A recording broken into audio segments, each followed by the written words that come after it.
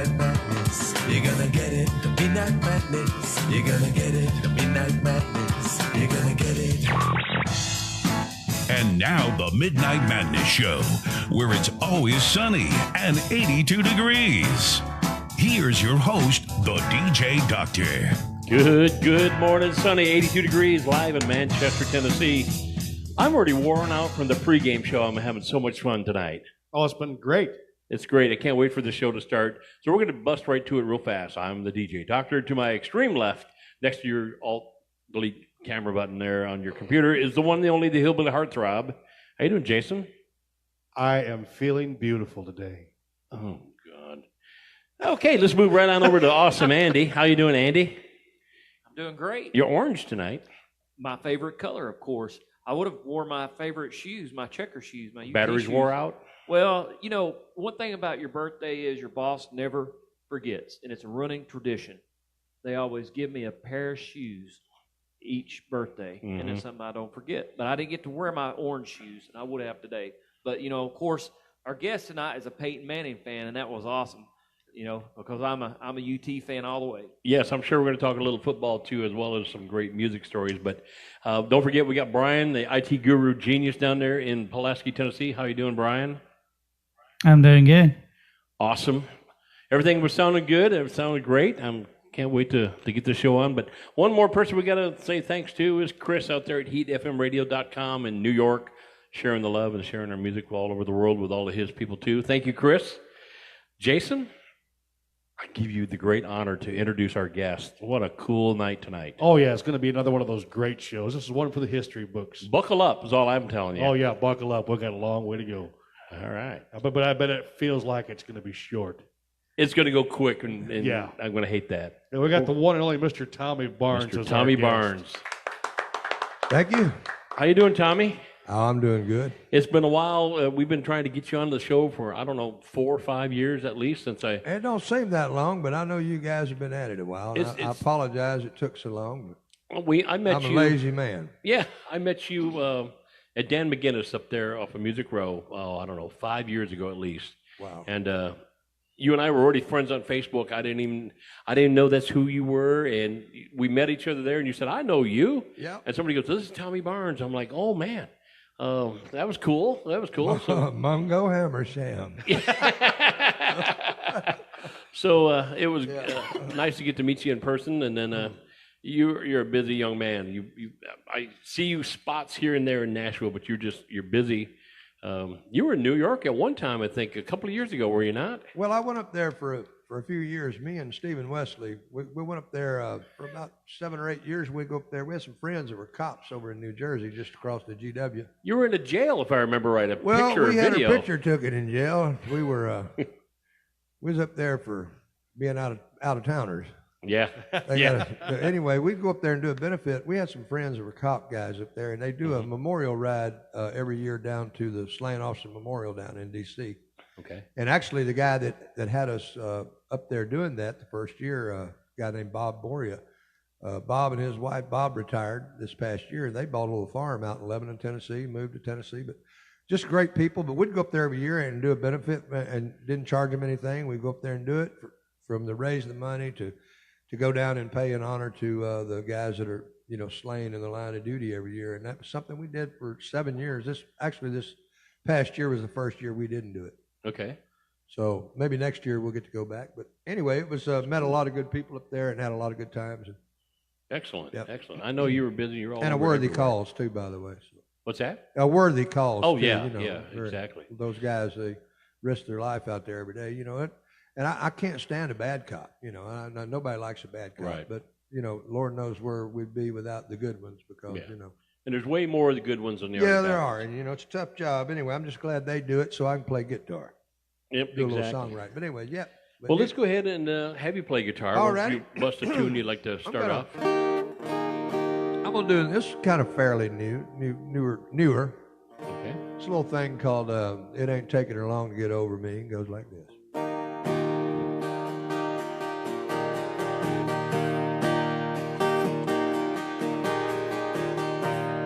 Anytime you see her any place, she's got that smile upon her face, like she hasn't got a care in the world. Man, I gotta hand it to that girl. Anybody else with a brand new broken heart couldn't hold it together, they'd be falling all apart.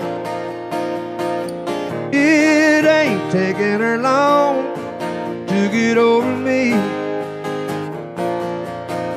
She wasn't lonely as long as I thought she'd be. She sure taking it well, as far as I can tell.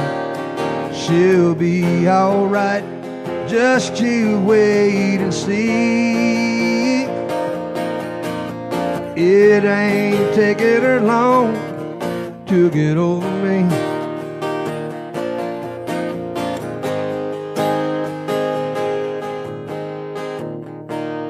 Anywhere you see her, anytime, she's always in a happy state of mind. She's got a sparkle in her eyes,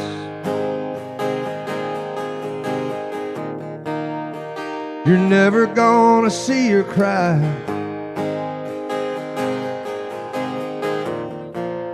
Even after everything I put her through, if you didn't know, you wouldn't have a clue. It ain't taking her long to get over me. She wasn't lonely as long as I thought she'd be. She's sure taking it well, as far as I can tell. She'll be alright, just you wait and see. It ain't taking her long to get over me. She's sure taking it well, as far as I can tell. She'll be alright, just you wait and see. It ain't taking her long to get over me. Thank you. The one and only Mr. Tommy Barnes. We are so glad he's with us tonight. If you're watching on Facebook already, which looks like we're getting lit up already, thank you very much for jumping on Facebook. Like it, share it with everybody. Make sure you jump on Tommy's page as well. Tommy has a Facebook page. Are you still allowing people to get on your page, or is it? Well, you know, I hold it back a little because, well, one, everybody ain't got time. Second, well, you know, I get a little political. I've got friends. Funny, I've got a good friend of mine. He's a very liberal guy. He's an old New York producer, and he and I, for years, we would sit at the Longhorn drinking, cutting each other down, laughing about our differences, you know. And like we tried it on Facebook, and everybody thought we were the biggest enemies in the world, and we were laughing. I'm like, it doesn't transfer there, you know. And I said, I love the guy. He's like, we just have a different opinion. He always, you know, he comes from that New York side of things, and I come from the woods of Mississippi and Alabama side, and we meet like halfway and have fun discuss. But the whole thing about our system is we're supposed to have those discussions, and we're supposed to have those differences, because what happens is out of those two, you know, there's some good on both sides. You throw it in the middle, you hash it out. The problem is agreeing to the good stuff.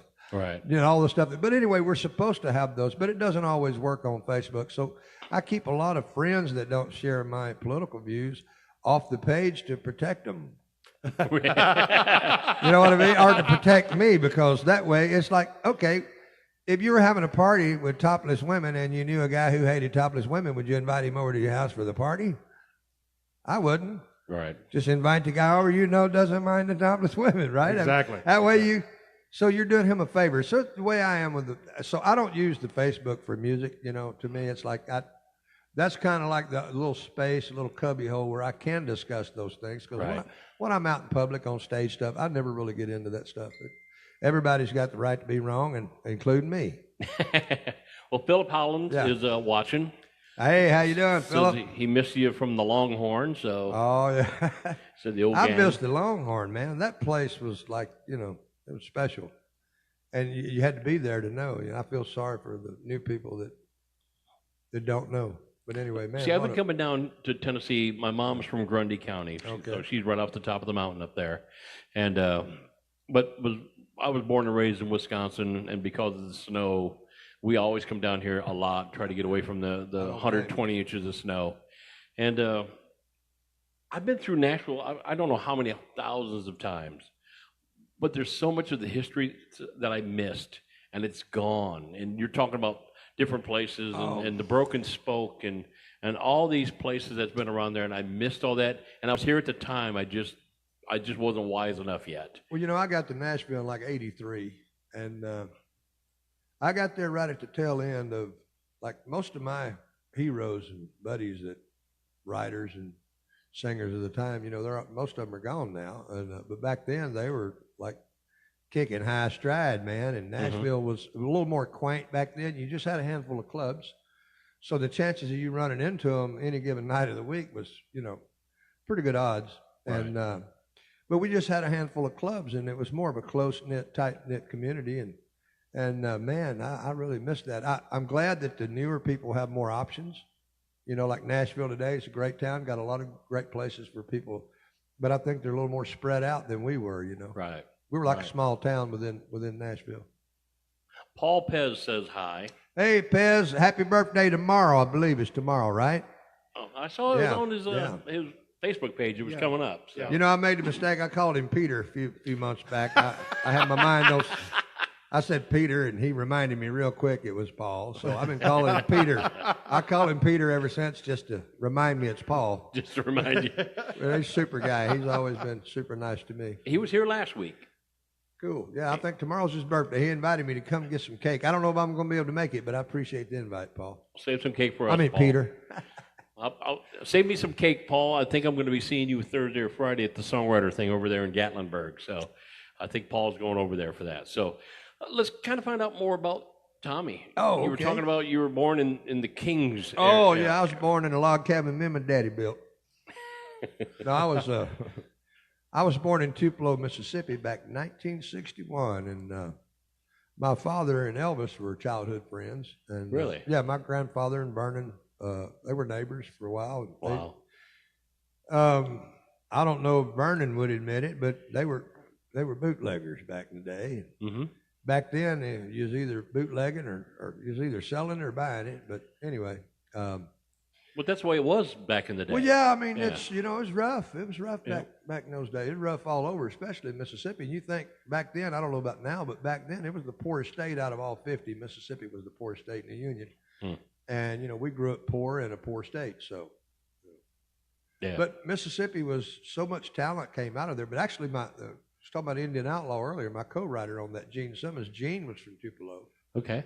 And had a little success in Memphis back in the day. He and Elvis were actually on Sun at the same time, but Gene didn't have any success on Sun. I think it was about 64 or 65. He went over to High Records, which was a Memphis blues label, and had a little success over there. But anyway, that's how I knew Gene just by name, because I idolized him growing up because he'd had a little success, us being from the same town. Yeah. But I met him coming through Nashville one night, and that's the history of that. But yeah, I grew up a big Elvis fan and a big rockabilly too. I was Jerry Lee Lewis, Carl Perkins, and, what's his name? Charlie Rich. You know, a big Charlie Rich. But a lot of those guys, the rockabilly era was probably my first introduction to music. Was now, that. How old were Chuck you? Berry. How old were you when you kind of got into the music like that? Then. Probably 3 days old. 3 days old? I mean, you know, I can remember. I mean, when I'm this tall, I can remember, you know, singing Little Sister standing on a coffee table when I'm probably, you know, 5, 6, 7 years old. Wow. And I was always beating on stuff. I got an old picture somewhere. Of me and my brothers, we had moved over into Alabama. We're living in the hills over there. Mm-hmm. This old split-room log cabin. Actually, the original was one-room log cabin. They'd added on to it a little bit.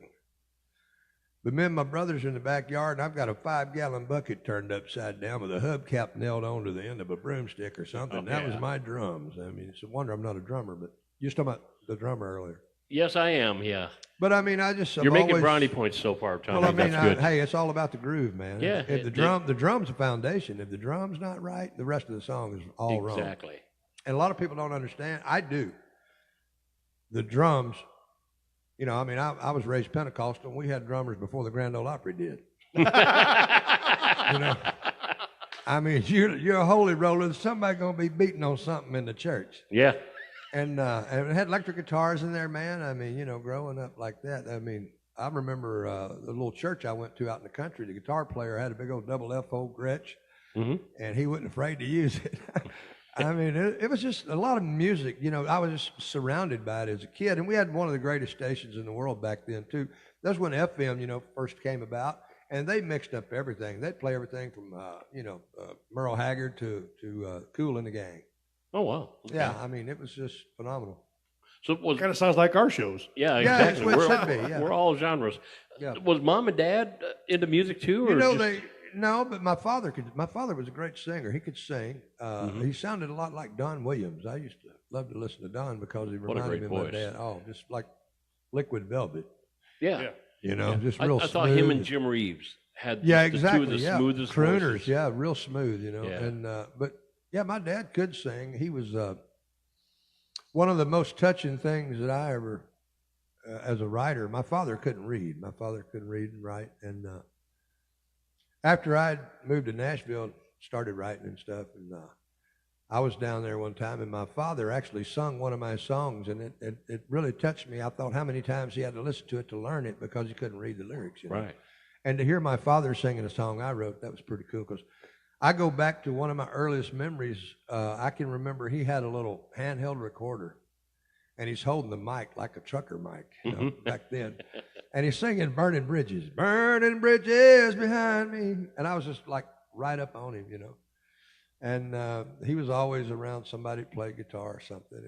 But I grew up just music was a big part of growing up. You know. Now, did you get involved in any school stuff at all? Were you No, singing you in know, school? Just believe it or church? not, I would have liked to, but I actually started washing dishes at a place called the Rebel Cafe when I was 13. Mm-hmm. And I didn't have time. I worked, and then, you know, from then until I turned 18, I did everything from, you know, I toted brick for a brick mason, washed dishes. I became a burger flipper when I was about 14, 15 years old. I actually went to a restaurant one time. It had started out a local joint, and one of the chains had bought them out. And I had worked there before, and when they bought them out, I went up there and filled out an application. They said I had to be 16 to work there. I'm like, I used to work here. I mean, I wasn't old enough to work there yet, but I was actually already an ex-employee. And I always thought that was funny. Anyway, and then, you know, on up, I did all kind of stuff. I worked at the school one summer, you know, janitorial, some kind of deal, but always working, never really had time to do anything at school. But I actually, I say that they called me Little Elvis because I would get in a talent show every year. I'd do Little Elvis. And actually, I probably a couple of people on my Facebook page remember this, but I was at the gym one night. I was real shy, believe it or not, when I was a kid. But I was about. We're all believing that one. I was about 14 years old, and I remember this guy comes up to me. I was at the basketball game, and we had a college-sized gym in the little town. College-sized had like an upstairs part, you know, pretty good-sized gym, and we were all hanging up in the nosebleed section, and somehow. They'd heard me doing Elvis. I was mocking him, and I was mocking Elvis in ag. I was working on something, and they heard me. And the teacher wanted to sponsor me in the talent show that year, and if I'd do it, and I said, okay, so I did it. I did an Elvis impersonation. So then I was in the gym, and the guys come up to me and go, hey, if I go down and have it at halftime, you can go down and do a little Elvis for us. Would you do it? And I said, sure, because I didn't think they'd let him, you know. I said, sure, I'll do it. And next thing I know, he comes back and he goes, "You're on." Oh. So I go down there at halftime, and I remember I had the mic, and I'm doing my little Elvis thing, and they started throwing money at me. And I collected about $15. I'm washing dishes making 50 cents an hour, and they just threw $15 at me in about 5 minutes. Career change. I'm like, boys, welcome to the big time. And I was like, well, I might be young, but I'm not dumb. So what age was it? Was it high school age? I was about 14, 15 years old, and then they started calling me Little Elvis. And then actually there was a girl from that game that night. They came out to my house. We didn't have a telephone back in those days. Yeah. They come out to the house and wanted me to play at a little dance they had at the town next door. And I said, yeah, I'll do it. They're going to pay me like $15 for, about 10, 15 minutes. And I go down there, and oh, man, I had it out. I remember I had my Elvis get up on. I even borrowed some of my mom's scarves, had them hanging around. And I borrowed that's funny that I had a boss that had a jacket about that color. It was the loudest jacket I could find in the Pentecostal parts of Alabama at the time. And I borrowed that, and I wore that night. Anyway, so I get down there. They said they'd have a band. I got down there, and the band said they didn't know any of the songs. So here I am just, a cappella having to do my little Elvis. So I did that, made about $15 for about 10, 15 minutes worth of work. And I'm like, man, this beats washing them dishes. Yeah. So anyway, but actually, I started learning. My brother, I had, bless his heart, he's not with us anymore. I had my older brother, he was 3 years older than me, died about 15 years ago. But he came to me one day when we were kids, and he goes, hey, man, listen to this song I just wrote. And he goes, if I should call you up, invest a dime in you, said you belong to me. I'm like, man, that is so cool. And then I hear it on the radio a few times. I'm like, man, you lied to me. You said you wrote that. And years later, here I am, I'm a writer, and I've always wondered if that was like the domino effect. Was that something that he was supposed to do that, and that would make me do this and that? Yeah. So anyway, but for some reason, he and I would get these song hits magazines, Hit Parader, and I knew Curly Putnam, what's his name? I was thinking about him the other day. Rory Bork. Okay. Bob McDill. I knew those guys' names as well as I knew the artists. And for whatever reason, we were studying the writers. And it got to be where it was like a jigsaw puzzle. And I started studying the lyrics and the way that certain writers wrote. And that's when really I started getting into the writing end of it.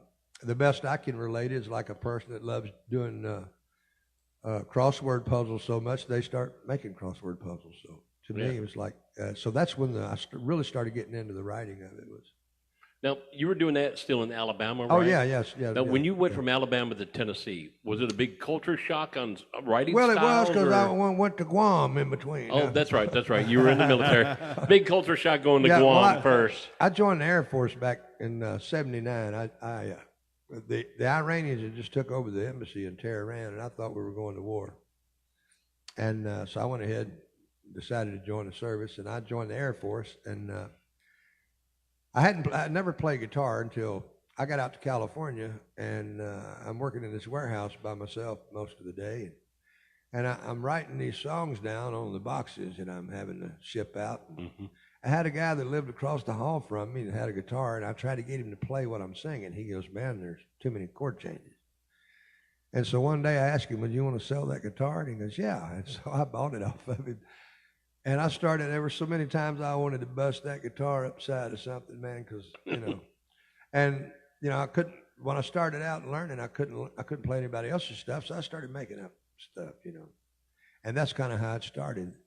Okay. And, started from there. Then I got a little more into it. I've never really been that great of a musician because I'm limited in, like I'm double jointed in a couple of fingers and dumb and all that shit. But I always, how'd you get to be a songwriter? I said, well, I started out being a guitar picker. That's how I became a songwriter. No, but you got to know what your talents are. And I knew that I would never be like Chet Atkins or anything. And those guys are out there. They don't write. They don't do lyrics or whatever. So I knew that the lyrics was really my strongest point, and so I just really concentrated. Hopefully, I think that is, but maybe I'm not. So how long were you in the Air Force? 4 years. 4 years. I spent 4, and I got, when that was over, I was back then I wanted to be the artist. I wanted to be a singer. Right. But I was married, and I didn't think my marriage would survive if I was out on the road, So, and I got into the writing thing of it.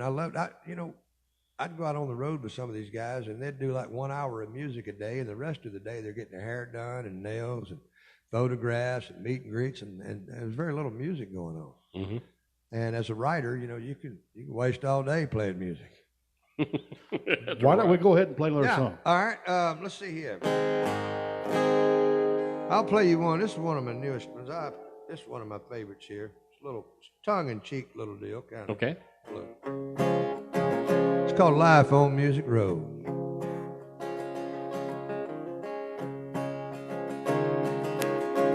Another cup of coffee, searching for that perfect rhyme.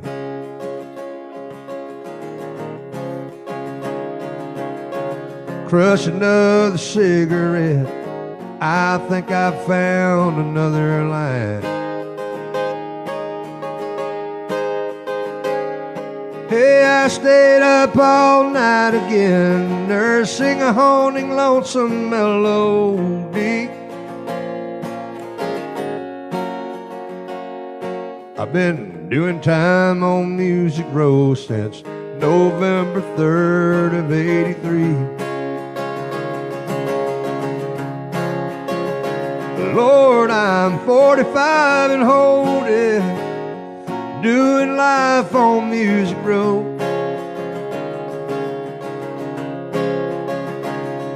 I'm past the point of crazy. I crossed that line a long, long time ago.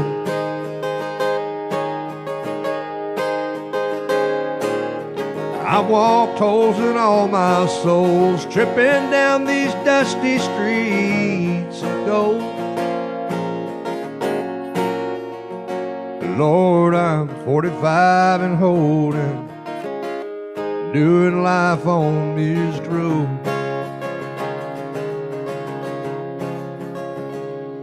Between the lovers and the hustlers, music's all that I have left.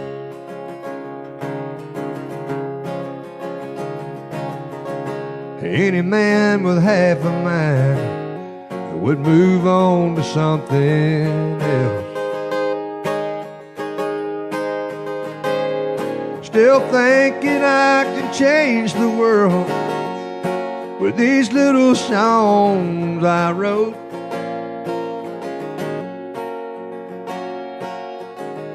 I'd rather hang myself if I just had a little more rope. Lord, I'm 45 and holding, doing life on Music Road.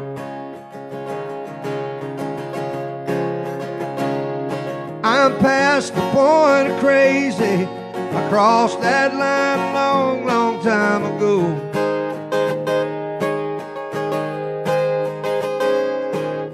I walked holes in all my souls, tripping down these dusty streets of gold. Lord, I'm 45 and holding, doing life on Music Road. Still thinking I could change the world with these little songs I wrote. Lord, I'm 45 and holding, doing life on Music Road.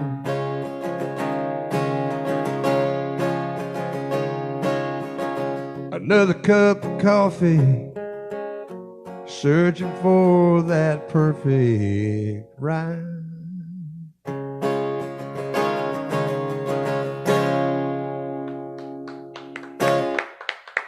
I have to make a correction there. I said I meant I'd probably hang myself is what the lyric is. Maybe that's the truth coming out. You're listening to Tommy Barnes here on WFMCJams.com, as well as HeatFMRadio.com out there in New York. You know, when you go out to a venue and you can see by the crowd who they're there for. You know, there's a great guitar player, and you'll see like the hot guitar players that are in bands around are there to see that guy. Most of the time, they're there to see me. They're there to see the Hillbilly Heartthrob, because when you have all the heartthrobs in one place, they should be a law against that. But in most cases, but we've got that tonight. The people jumping on our Facebook page live are all the songwriters that we know are all hopping on. You know, Anthony George is popping on. Sean Gassaway. Man. Sean Gassaway is on there. Tony. Oh, Chester. And they're all jumping on there to say, you know, hey, great job, and they're loving the show. So we're getting that almost too fast. The names are scanning off the screen before I can say them. But thank you all for listening. Make sure you like the page and share. But Tommy Barnes is with us. Keep a note on the ones that are leaving as soon as they get there. Yeah, there you are. There you go. Now, Tommy, your first cut, was that Indian Outlaw? No. My first cut was on Hank Jr. on a little thing called Man to Man. Man to Man. And I'd had that. I was I was the second biggest Hank Jr. fan in the world. You know, Hank's number one. Which is why I love Hank, you know. I mean, but anyway, I had this song that I wrote. The guy that brought me to Nashville is a guy named Wild Bill Emerson. And Wild Bill had a bunch of Hank Jr. cuts, like South's Gonna Rattle Again, a whole lot of Hank and Me. And he said, son, he'll either love it or hate it. There won't be no in between. And I spent about 1.5 years trying to get that to Hank. And I had people tell me that he had heard it, didn't like it. And I just couldn't accept it. I just figured if Hank heard it that, you know, he'd like it. So I just kept at it. And one night I saw Merle Kilgore out at Francis Preston's house at a party one. I asked him about it. He said, son, I've never heard this song. I said, well, how can I get you a copy of it? He said, send it to Parrish and put requested by Merle. So the next day, my best friend at the time, a guy named Wayne Perry, who was a great songwriter, a friend of mine, and he called me and said Hank was doing Nashville Now that night. So we snuck in backstage at Nashville Now, and I gave Merle a copy of the tape. And they called me 3 days later, said Hank loves it and he's going to do it. Oh, great. And about 2 weeks later, he was doing it live on the CMA Awards. So, I mean, it was really... Oh, wow. And, it was really cool because it was one of those things to where Hank was the only person who could do it. And he did. And so it really, for a young new writer to know that you wrote something and targeted it to one person and you were right and they did it. And, you know, it was good material to keep you going further. You know, because a lot of times I think in this business, we always come up to those times when, you know, we feel like quitting or maybe doing something else. And you need something to make you hang in, you know, hold on or whatever. And luckily, you know, that came along at the right time. So what did it feel like when you heard that on the radio the very first time? Well, it was vindication, you know, because I'd spent so much time trying to get it. Again, I'd had people tell me that they'd played it for Hank. Hank didn't like it. And I just, you know, but I learned back then, I realized that the only thing I know is what I know, and that's all I know, and that's it, you know. And so I'd never trusted a lot of people when I'd send two people to the same place plugging a song, and I asked the other one, did you see the other guy? You know, because a lot of people, you know, there's a lot of yes people there that don't do very much. Mm-hmm. And I found that out the hard way. So anyway, but I got it cut, and I was just so grateful, so thankful for Hank for cutting that, you know. And I was so proud. And when he did it, it was really nice because, you know, for Hank, I mean, Hank writes great stuff himself and had all these other writers out there. And for him to take an unknown kid that never had a cut, you know, for him to single that, put it out. Anyway, that was my first cut, was on. And I was telling you, buddy, I was the happiest dude in Nashville, Tennessee that night. Oh, I can imagine. I can imagine. Yeah. I bet you. Now, how long did it take you from the first cut to the second cut? Was it a big gap or? No, actually, that same year I had a song that I co-wrote I actually wrote it with another guy, and he told me it was another guy's title, so we put that guy in on it. But it was a song that Tom Wopat recorded called Too Many Honky Tonks on My Way Home. Mm-hmm. And both of those were released that year. So it was a pretty good dry spell between then and Indian Outlaw. It was about 4 or 5 years before that came along. How did you feel before Indian Outlaw came on? Do you feel like you lost the magic? Was it that time? No, I just knew that the thing is too, is like Well, yeah, and I don't want to get too deep into it, but I know how the business works. Right. And there's a business side. Sometimes it's not the pizza; it's how many slices. Mm-hmm. You know? And where the slices go and all that. And you know, I was in a deal one time with a big pizza maker. And what I loved is he wouldn't cut the stuff just because you wrote it and he had part of the publishing. He still wouldn't do it if he didn't like the song. And I respected that. I always, you know, always liked that. That to me it should always be the song. That's not always the case. Right. But I've produced. You know, I'm not world famous and haven't, but I've actually knocked my own songs off of a project because it wasn't the right texture I was looking for the concept of that album. Anyway. Right. Now, Yeah. My Love, Yeah. Little Texas. Yep. Very catchy chorus. It's just two words repeated over and over again. Well, you know, I had written that originally, and I played it for Brady Seals, and Brady loved it, and he brought Porter Howell in, and we went in and tweaked it a little. But they almost didn't cut it because of the chorus, because of the redundancy. I said, guys, that's the hook.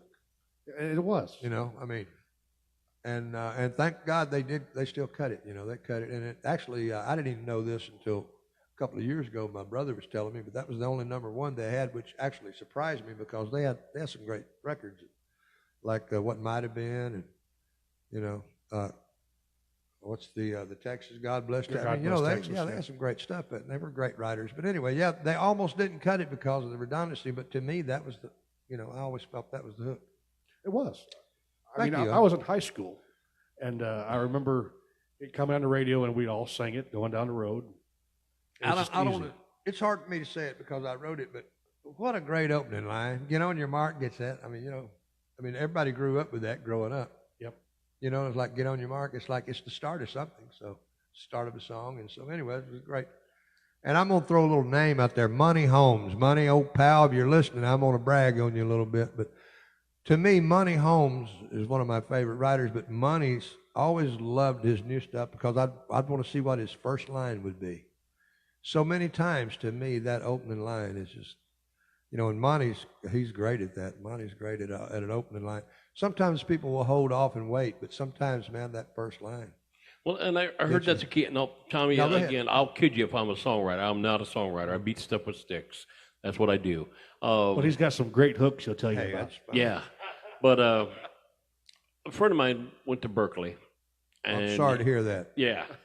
And he was talking about, they teach a class out there about the Lennon-McCartney songwriting styles. Right.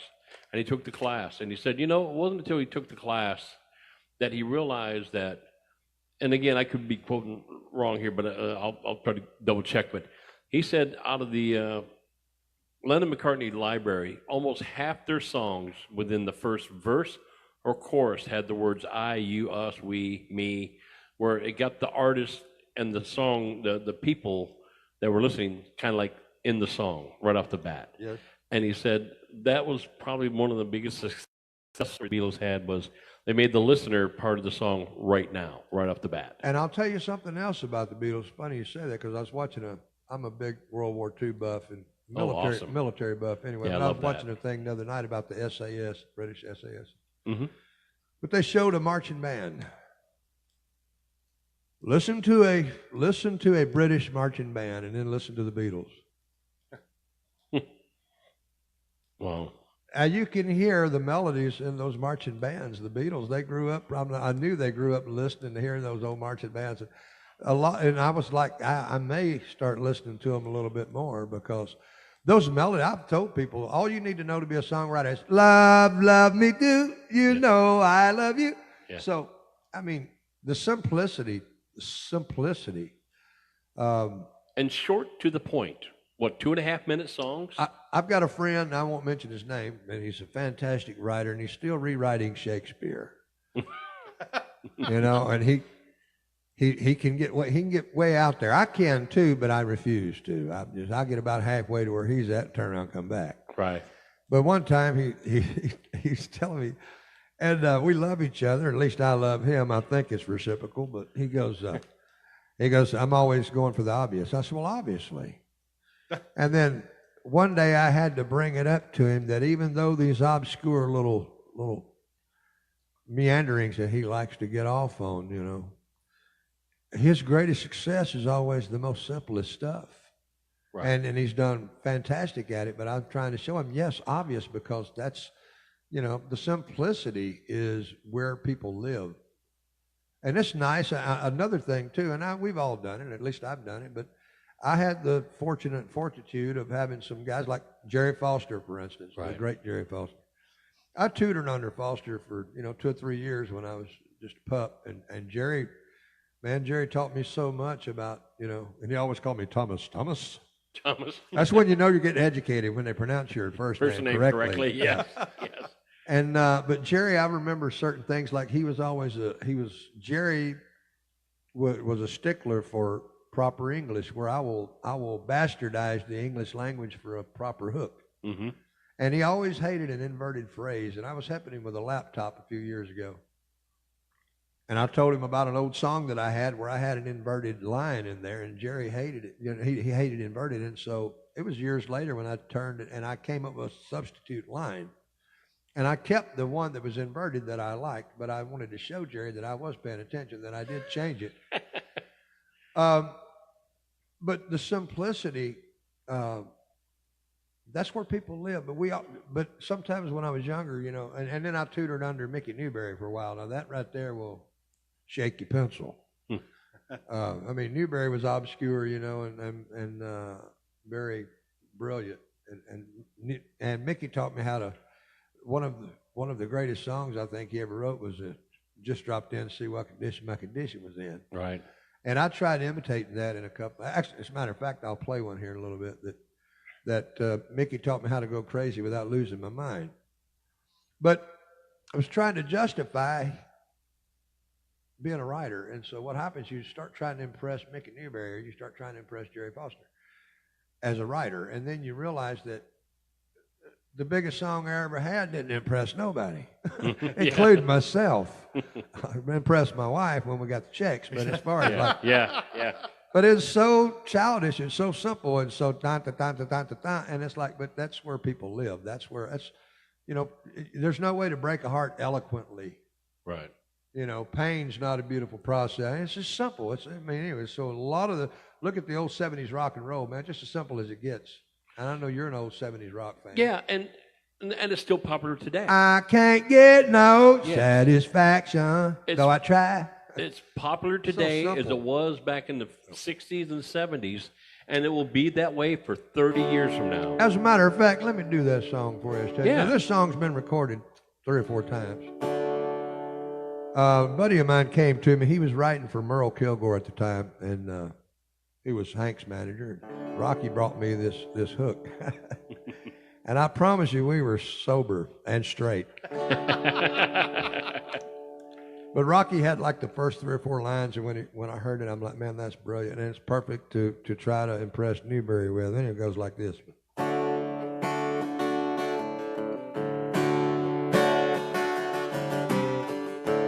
Hickory dickory dock, the cuckoo flew off the clock. The big hand stopped at a 2:30. I tried to catch him, but I didn't have time. I was going in and out of my mind, trying to get myself out from under getting over you. Well, the sun went down, but the moon won't shine. Last time I seen it was 9:08. That was 13 minutes after she walked through the door. Hey, beady, weedy, eedy, meeny, mic-mac, mo. Beating myself, playing tic-tac-toe, and kicking my crazy heart across the floor. 'Cause Dr. Jekyll and Mr. Hyde wouldn't give a little Red Riding Hood no ride. Mac Daddy bought a caddy, was a lime green limousine. Hey, Crack Jack Eddie got banned at the zoo, popping peanut for scoop doggy poo. Lord, the deaf man heard the blind monkey saw the whole damn thing.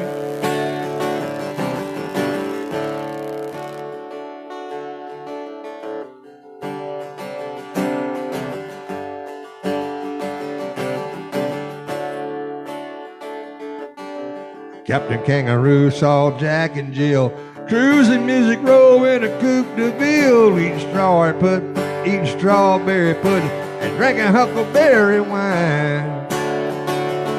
Hey, purple smoke rings and a neon haze, honky-tonk nights that last for days. Jim beat me up, Scotty, back to 1969.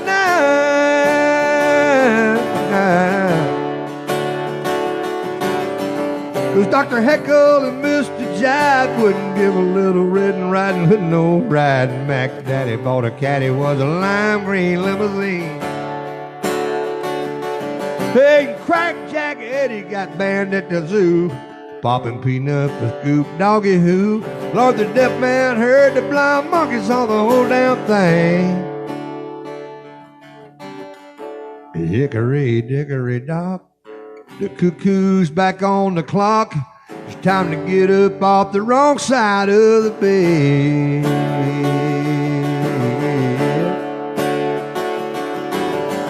Cause Dr. Heckle and Mr. Jive wouldn't give Little Red Riding Hood no ride. Mac Daddy bought a caddy, was a lime green limousine. Hey, Cracker Jack Eddie got banned at the zoo, popping peanuts with Scoop Doggy Who. Lord, the deaf man heard the blind monkey saw the whole damn thing. Anyway, it's funny, we're trying to get a Hank cut on it, but Jeff Cook from the band Alabama, Jeff was cutting an album one time, and Jeff cut it, and I was over at the Hotel Preston, and he takes me out to his truck. Hey, come on out and listen to it. So we get out there, and we get to the last part where it goes, Captain Kangaroo saw Jack and Jill, and it's blank. And he looked at me and said, I'm going to bring Hank in on that. So he brought Hank Jr. in, so we got like a half a Hank cut on it. So, but anyway, I had two girls recorded that, and I never thought a girl would want to cut that, and it always surprised me. I always ask them why, why, what made you? One of them said, well, it's organic. The other one said, it's just out there. It's just out there. But anyway, that was one of those, just trying to, just. Yeah. Now, do you write every day or no, how often? No, not really. I always, I think for the first 20 years you learn how to write. Mm-hmm. And then after that, you spend the next 20 years learning what to write. And I think after, I've written hundreds and hundreds of songs, co-written with, I don't co-write a lot, but when I do, I really love it. And when it's kicking and clicking and, it's really fun. But a lot of people, they say, well, you don't write. Well, I may get the idea at 4 a.m. and I get on it right then. I don't want to wait till not next October the 4th at 12, and let's get back on this one. Yeah. And when it hits, get on it right then. So I call it being on fire. Well, anyway, to me, whenever that idea, now, I think about writing all the time, but I'm like, nah, man, so when something really hits, I think it's got to interest me. And I just tell them, it's not like, it's not like hanging drywall. You really have to want to have something to say. And to me, I've got to see that angle. And without that angle, it's just, it just lays there. So. Now, the origin of Indian Outlaw, was that Gene? Was that you? Well, that was me. And that was me that kicked it off. I was sitting around, I've always been, for those of y'all that know me, I like to think I got a little bit of a sense of humor. No.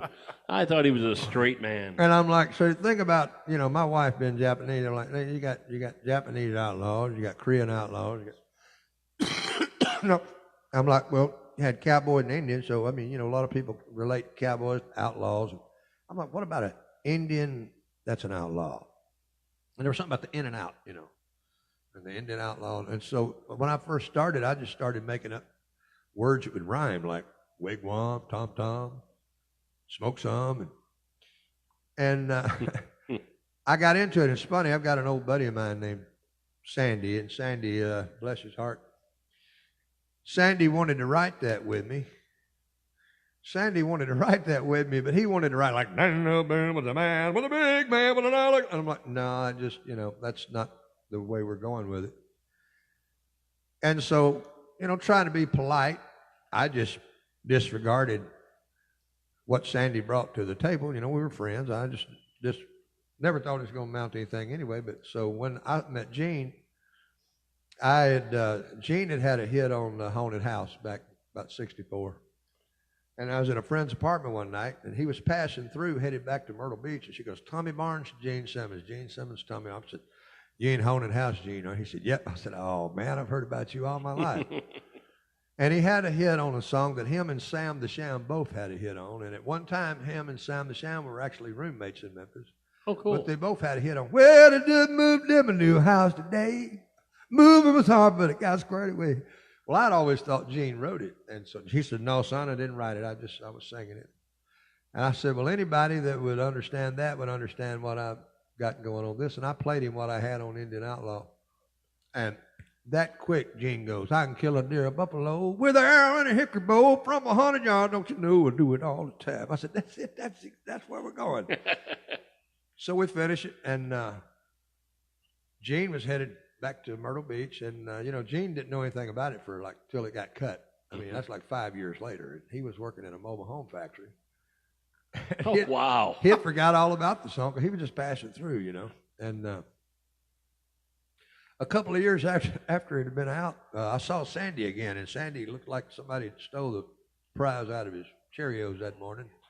His lips was all pooched out, and I go, well, what's wrong, man? He goes, people said I ought to sue you. I said, for what? He goes, over Indian Outlaw. I'm like, Sandy, there was nothing in it that you contributed. You were trying to, like that. I was just trying to politely I'm like, go for it. Right. You want, hey, call the judge.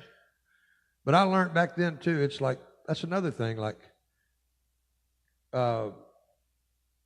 when you get an ideal and you give it to somebody out there and they take it the wrong way, you don't have to leave it there. You can take whatever they contributed, say, buddy, I love you, and that's just not where I'm going with it. It's no different than having somebody to build a deck and they make it out of straw and you wanted 2x4s. Right. You don't have to pay the man. Yeah. And but anyway, it just tickles me how that I'm like, man, that was if I'd have used some of your stuff, I'd be glad to give you part of it. And I've done that. I've actually given. I've given more on songs than I've taken that I didn't have use for. Yeah. I've given up more than I've grabbed.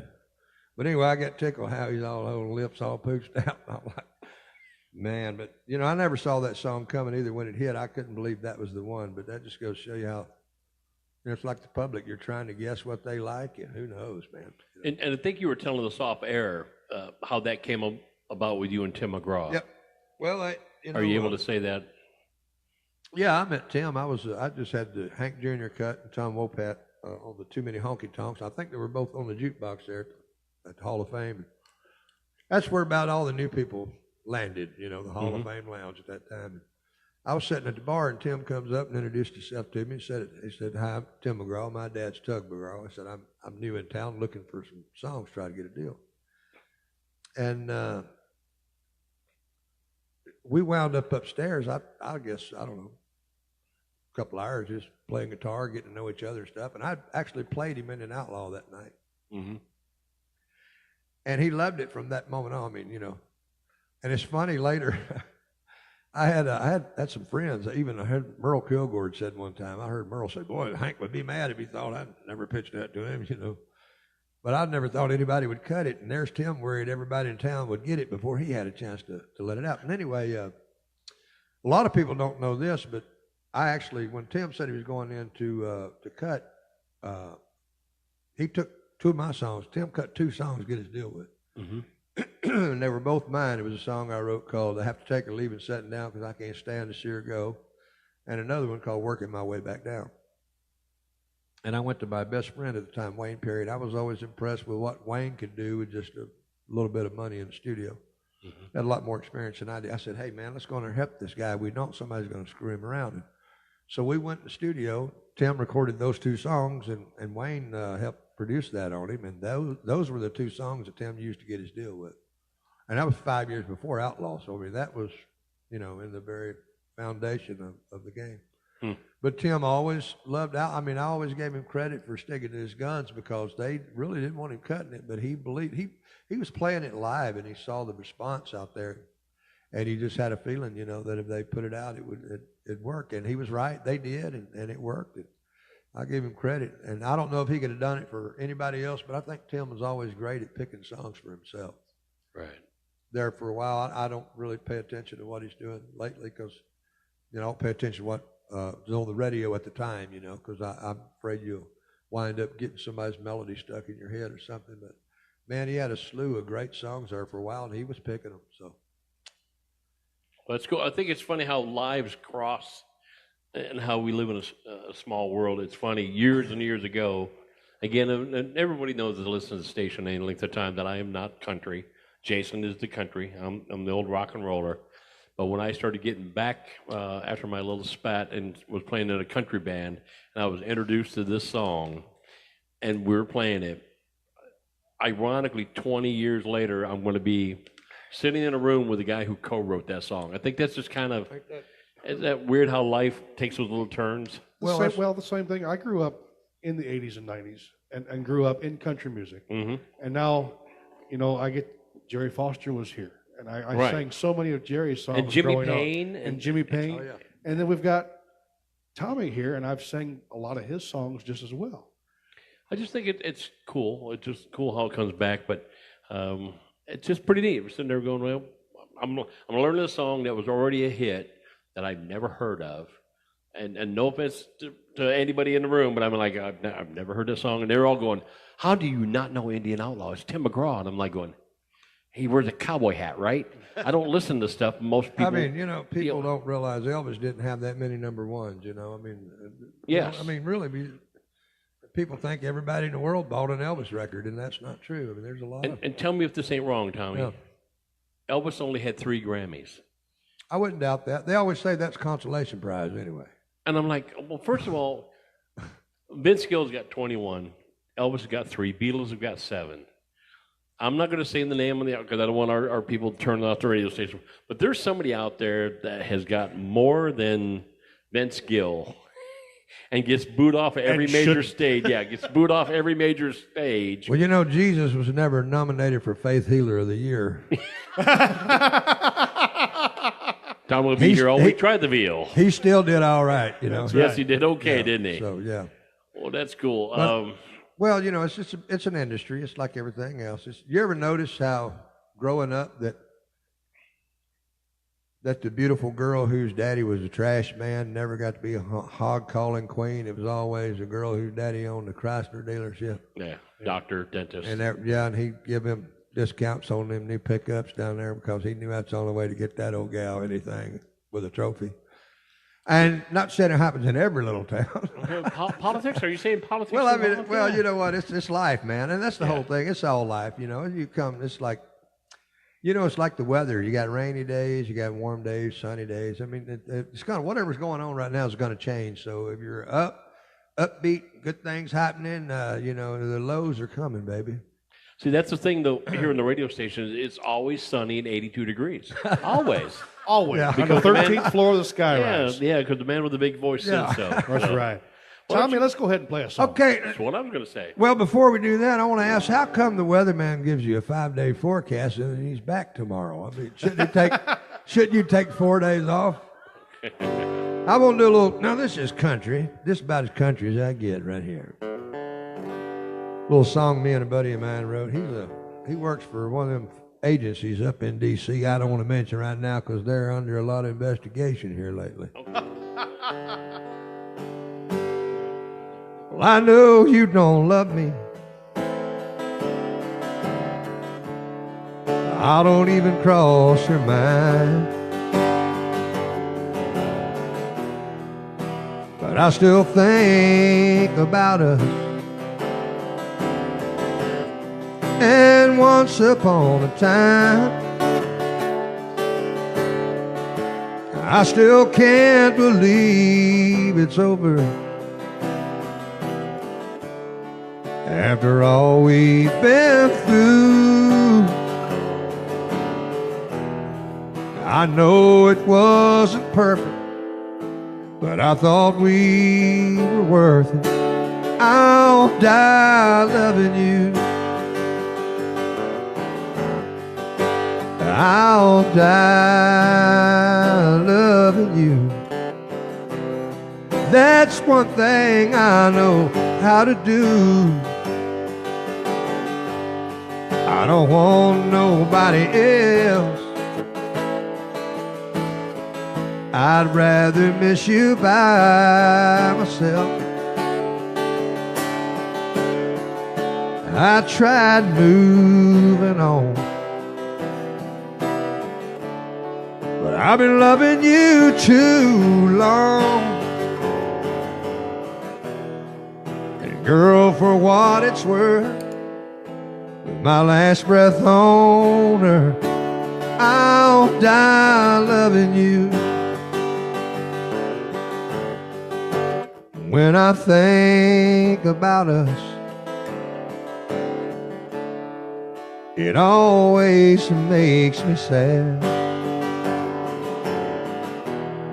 Some people spend a lifetime never finding what we had. You know I will always love you. Wish I didn't, but I do. Just the mention of your name still drives me insane. I'll die loving you. I'll die loving you. That's one thing I know how to do. I don't want nobody else. I'd rather miss you by myself. I tried moving on, but I've been loving you too long. And girl, for what it's worth, with my last breath on her, I'll die loving you. Just the mention of your name still drives me insane. I'll die loving you.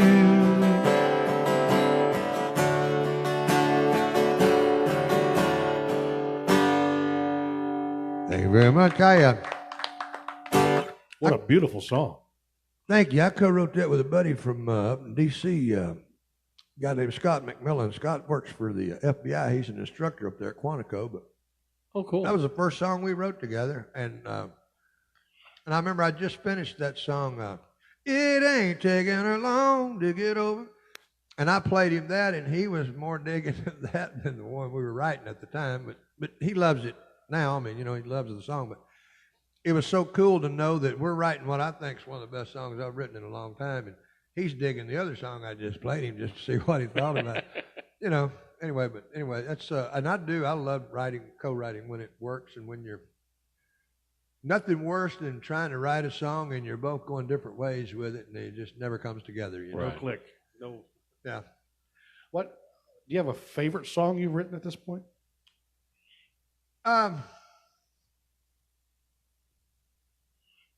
Yeah, sort of, kind of. Bunch of them. No, I mean, you know, actually, to be honest with you, my favorite one is that Life on Music Row, because, you know, I've known so many beautiful souls, man, a lot of them that nobody else will ever hear about. And I knew guys that slept in their car, and they were always just 1 inch away from fame. And, you know, I always said it's easy for a guy who's had a little success to hang in there, but for those guys that just never got any success, and it just never, for them to keep hanging in there, it takes a lot, you know. Yeah. And being with the radio station, we hear a lot of those people that the voices that don't ever get heard. Oh, I know. The great unbelievable. songwriters. And Some of the greatest songs I've ever heard, I've only been the only one to heard them. Yeah. Yeah. You know, Yeah. I mean, I got friends that play songs that just blow me away, and you wonder, why has that never been cut, you know? Oh, we run through that so Yeah. much. Some of the greatest musicians you'll never hear. I had a guy years ago, he was trying to pissed me off, I guess, or hurt my feelings. But he said, I got buddies that down there can write circles around you. I said, so do I. True story. I'm like, hey, buddy. Hey, I got some songwriting buddies down there, too, you know. I mean, I'm not the best in my circle. Well, speaking of songs in your circle, we've got people requesting, want me to sing more and talk less. That's usually our thing. No, we'll do a teaser if that's okay. People are wanting Indian Outlaw, but would you mind doing that that's got to be the last thing on the deal, right? We don't want them to log off after they get what they want. So you guys hang in there, like the page, share the page. Call your friends up. Just to make sure you keep watching, I'm going to make you watch till we do it. There you go. Because after we do it, you might switch off. And then before that happens, just make sure you give us your credit card and PIN number, and we'll be just fine. And I'd like to know that there were no Indians injured during the recording of this song. Not a one. No. Before we get back into the music side, Tommy's got a guitar case in, and like a lot of guitar players, they'll put stickers all over the guitars. And there's some cool ones on there. You know, they got Waylon. We got the one that shocks me though is AC/DC's on there. Oh, I'm a huge AC. Oh man, are you kidding me? Yeah, that kind of shocks me a little bit. But the one right in the center of the case, number 9, Steve McNair. Yeah. Big Titans fan, are you? Well, I used to be. I don't follow it that much anymore. But back then, I mean, it was new. I mean, you know, we were relatively a newer. We weren't exactly new, but we were cranking back then. Right. I mean, Tennessee was really playing. I'm not saying we're not now, but I just don't follow. I'm just. You're not one game from the it. Super Bowl. I mean, And you know, and I met Steve McNair, and he's no Mississippi boy. Yeah. You know, I'm a Mississippi boy. I mean, I had a lot of respect for him the way he played the game, and I met him, and I already had that number. Oh, did you? On the case when I met him, and it ain't like you know that I'd you know, what do you call it, stalk him or nothing. But I mean, he's a Mississippi guy. He was a great football player. I mean, he was basically a running back with a great arm. Yeah. You know, tougher nails and anyway. But yeah, it's on there. And hey, Waylon, Elvis, AC/DC. Now here's the thing. Now I love my 2 favorite producers of all times, Quincy Jones and Mutt Lange. And I'll ask people sometimes. I said, let me ask you a question. If I told you I was going to put bagpipes on a rock and roll song, would you think I'm crazy? And you know where I'm going. Yeah. Oh yeah. Yeah. It's a long way to the top. I mean, man, if that doesn't make you want to play the bagpipes, but that just goes to show you when you put those 2 elements together, it works. Yeah. And not everybody could pull that off. And now that I've done that, I'm going to get into one other thing. I was in Switzerland years ago, and we were there playing some dates. Went to London and Amsterdam and stuff, but we were in Switzerland and. We went to this club down in the basement of this place, and I see this heavy metal band. It looks like Kiss, and you know, and they've got this little Ivy League horn section, like Poindexter's when the sweater's around, you know. And these guys were playing together. I'm like, in the States, you would never see that happen. That would never, you know, maybe in New York, maybe, you know, some obscure deal. But it was so cool to see that going down, you know, and it worked. And music, there's so many, like I'm a big funk. I mean, George Parliament. I mean, Parliament with George Clinton and a lot of the old funky stuff, man, and the Barcades. And I remember I was in tech school up in Denver when the Ohio Players came through, man, and played. I mean, I'm a big funk man. I mean, the funky worm. Hey. Bass, man. Hey, Bootsy Collins. I mean, oh yeah, and with the star glasses with the sequins on. Yeah, and it even goes. I take it all the way back to big band, like Dean with Glenn Miller. Yeah. And what a lot of people don't know, and I do this in my little studio. I'll get in there sometimes, and I'll mock like. I love big bands. Sometimes I'll mock like what's his name? Tony Bennett. Okay. Well, I used to have the biggest heart around. Yeah. Love was a circus, I was a clown. And I'll put sax on that stuff, man. And I mean, it's got like just a little sax, a little Western swing, Tony Bennett type deal. And I know it's never going anywhere. But I have fun with it. And I've actually done a couple of George Strait kind of shuffles that I've done demos at the house that are just more like big band, more like he would do it. Yeah. So to me, it's not just country. It's all the way from one scale, but country's where the Nashville market is. And that's where, I mean, I've done everything from rap to crap. Just because it's music, you know, and it's like I dig it. Yeah. Have you ever done yodeling? No, To no, but I probably all around a water tank waiting for a train, 1,000 miles away from home, sleeping in the rain. Walked up to a brakeman to swap a line of talk. He said, if you've got money, son, I'll see that you don't walk. Yodelay, yodelay, yodelay. Yeah, but that's not really what I call yodeling. That's Jimmy Rogers.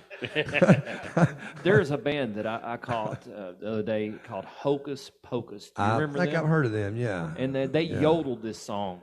Focus. Yeah. Yes. Focus by Hocus Pocus. Focus. And that was killer. You're on the rock side, boys, here on this side. But, I mean, that was amazing to me. I was just blown away by it. Now, I draw the line at polka, even though I did meet Frankie Yankovic one time. You know, Frankie was king of the polka. Oh, yeah. I met him and Weird Al. I think Weird Al is a genius. I agree 100%. I love that guy, man. I met Myron Florhan That at a name rings 4-H bell. fair in Janesville, Wisconsin, who was the accordion player Oh, okay. for the Lawrence Welk Show. Now Okay. give it up for Myron Florhan, and he'd go there with his hair combed over. There was another guy on that show from Tupelo named Guy Hogus Jr. He was a Tupelo, yeah. He was the third guy. There was Elvis, Gene Simmons, and Guy Hogus Jr. Wow. From the I won two. I won the two. But to me, I mean, that's the thing is the styles like and Quincy Jones. I listen to some of that Michael Jackson stuff that he did. I'll listen. Yeah. I'll listen in headphones and I'll listen to how he used Michael's voice like a percussion instrument a lot of times, you know, and how he just some of the crazy pans that he did and just the textures that. And then I listen to Mutt. You know, I listen to Mutt Lang, man. You know, and I'm a huge fan of Shania Twain. I love Shania. I thought her songs fit her great. I love what she did. I love the way he produced them. You know, he really did a great production on He that really stuff. made her, really, I think. Well, he did, and you know, in the beginning, there was a lot of people saying that she couldn't sing. They thought it was just a studio album that they, you know, she.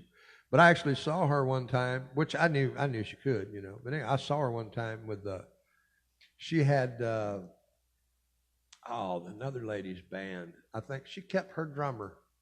I'm trying to think of the lady. She's a bluegrass lady that's Alison Krauss. She had Alison Krauss's band, but I think she had her drummer, and just slew the place, man. I mean, it's very talented. But Shania Twain was very talented. Lyrically, what she did worked, and musically, what Mutt Lang did, and his productions were very simple a lot of times in the opening and in the verses, and then the chorus he would just bring it out. But it was great, and so for a guy like Mutt to go from the stuff that he did with Def Leppard and all those guys and bring it into the country format. I love that. And it should be that way. They just should be able to cross. Anyway. So we got lucky at the Bonnaroo this year, and thank you, the Bonnaroo, for allowing us to be part of the media again out there. But I got a chance to sit in a one-on-one with Niles Rogers.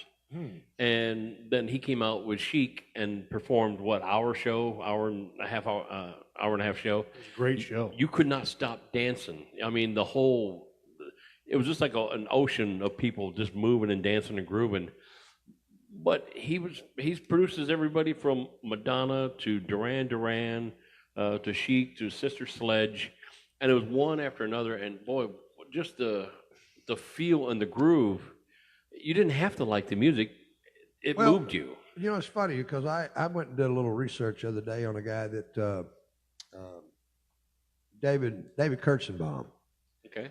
David did Tracy Chapman's first two albums, but I met him. He produced a song of mine. Actually, we went down to Muscle Shoals and recorded it. It was a song Tony Stampley and I wrote called "Muscle Cars, Muscle Shirts, and Muscle Shows." And how's Tony doing? We haven't heard from Tony in a while. I haven't. I just heard something a couple of weeks ago about him getting a chainsaw to his leg or something. I haven't heard anything. I heard it wasn't that bad, but I mean, it ain't that good. It can't be that good. That's for sure. I mean, it scared me. I mean, when I first heard him, I don't think it took it off, but I mean, just a little bit of a chainsaw on your leg is all you need. But I haven't heard anything back on that. Okay. His sister's actually on my Facebook page. I need to ask her. But Terry Jo, if you're listening, darling, send me a text or something on how Brother Tony's doing with that leg. I ain't gonna tell you who done it, but I know. Or at least I've been told who done it. Yeah. But Tony, it was funny. We were in a club one night, and these two young guys are standing there. They were about.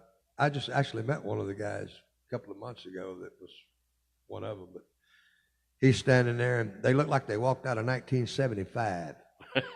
And I looked at him and I said, guys, me and Tony were there the first time it came around.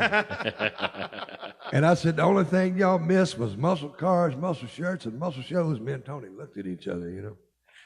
And we actually wrote it. And but this guy, David Kirschenbaum, David went in and cut it on this guy, Sebastian Roberts. And Sebastian, we went down to Fame and recorded it. Well, anyway, Kirschenbaum had, he did Duran Duran. He remixed their project. They were having a tough time getting something done in the States with their projects, and so he remixed their deal, but and made them made them a hit in America. And also he did Joe Jackson, who did Stepping Out, and yes. But he was the executive producer with the Morgan Creek film Robin Hood, Prince of Thieves, on the Bryan Adams deal. Mm-hmm. But that Tracy Chapman, and I was listening because I'm listening to her the other day, and I'm listening to just how simple that.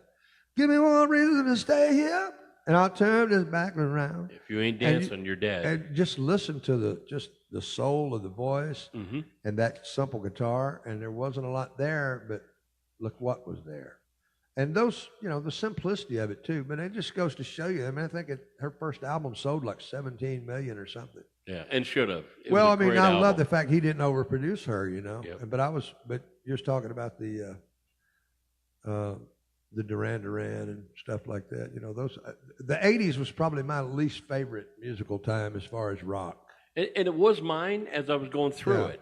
As I got but looking out back of it, on it now, there's actually some pretty good stuff. Yes. I'm like watching Pet Shop Boys doing "Hold Me Now" and all this stuff. Yep. Some of that stuff is a lot better now than it was then. It was then, yes. But anyway, I do that. I love to look up old music, and I'll study, who produced it and where they cut it. And I'm not a walking encyclopedia, but it is, I do love music so much. I love to research it and just that's enjoy what we it. like to also. Yeah, and I write, and I love the blues too. As a matter of fact, I'm gonna do a little blues thing for you. Sure. And while you're sitting up there, we want to say hey to Tom Worth. He's watching as we're going right now.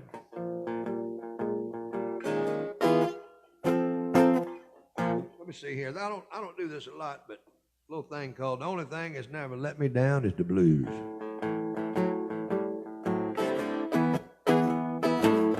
Only thing that never let me down is the blues. That's too high. Let's go a little lower. Another again. Only thing that's never let me down is the blues. Only thing beside me that's ever walked a mile in my shoes. When I need a shoulder, they're always there, even when it feels like I haven't got a prayer. Only thing that's never let me down is the blues. Lord, when she walked out, the blues came walking in. Only me and the blues knows how blue I've been. Well, when I first told him that she said goodbye, me and the blues hung our heads to cry. Lord, the only thing that's never let me down is the blues. I once heard that the blues ain't nothing but a good man feeling bad. Sometimes the only thing a man's got left who's lost everything he had. Hey, Lordy, I've been banging on this old guitar since this morning when I got the news. Only thing that's never let me down is the blues. The only thing that's never let me down is the blues. The only thing beside me that's ever walked walked a mile in my shoes. When I need a shoulder, they're always there, even when it feels like I haven't got a prayer. Only thing that never let me down is the blues. Only thing that's never let me down is the blues. Now, if I could pick, I would have went into some blues shit with you. But I'll leave that to the experts. I have a personal request. All right. To stop? No. I may never get to heaven. Oh, that okay. Hey, Minnow Tony George, Papa George, Papa Giorgio. You know, McGraw said he was going to record this thing. I'm actually glad he didn't. Well, for my sake. Me too, because he's had enough hits. No. Let's see. Let me see what key I do that in. Let's see. Girl, I can't believe the change that you made in my life. I'm tearing down walls, swallowing pride. Now that I know how true love should be, I'd like to thank God for what He's given me. I may never get to heaven, but I've slept in an angel's arms.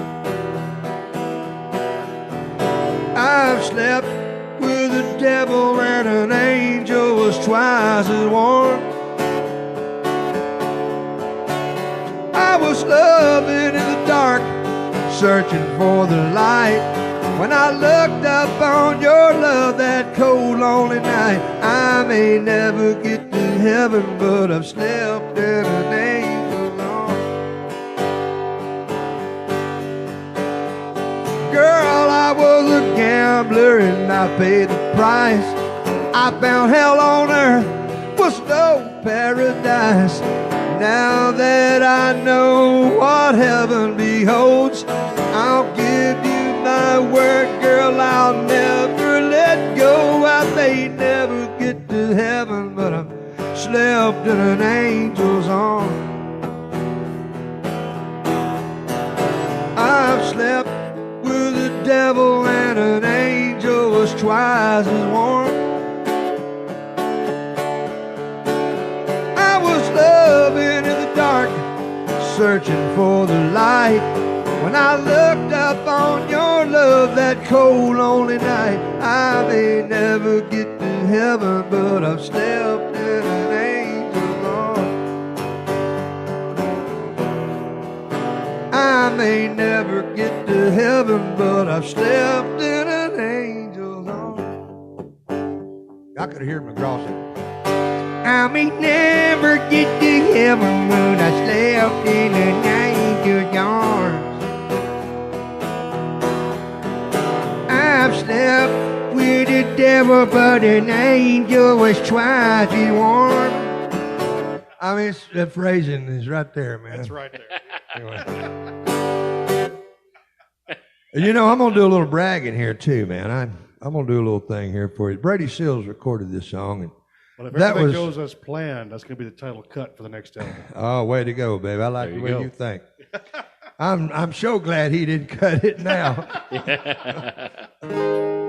This song, Brady and I wrote this song, and I got a buddy of mine named Kevin Wicker. Kevin is just a musical genius with it. I mean, he can stack a track like Jack Black.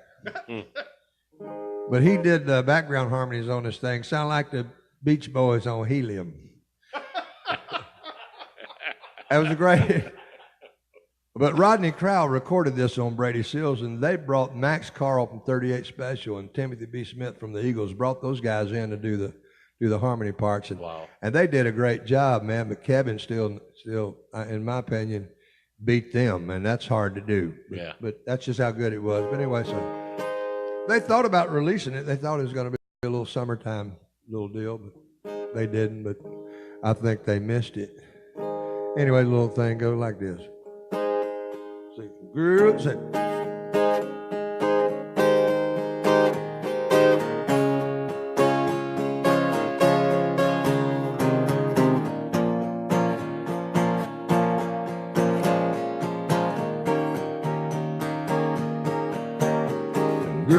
I get high loving you.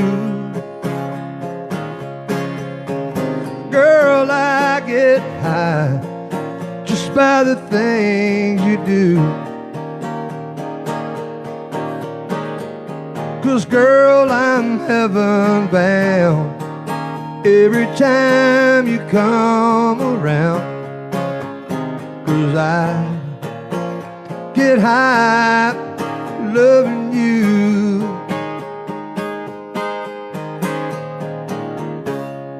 Baby, I ain't no angel, I never claimed to be.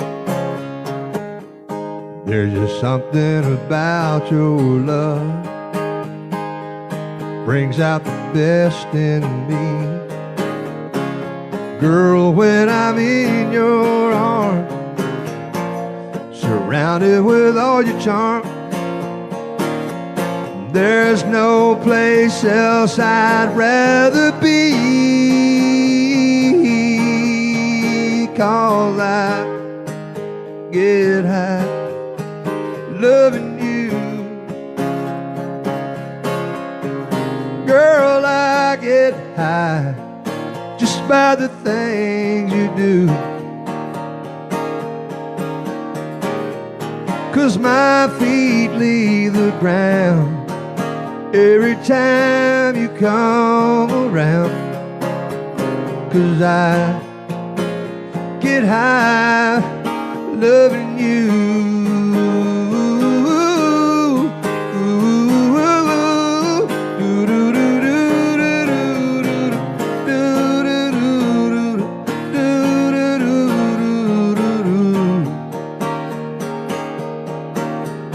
Cause I get high loving you. Girl, I get high just by the things you do. 'Cause my feet leave the ground every time you come around. 'Cause I get high loving you.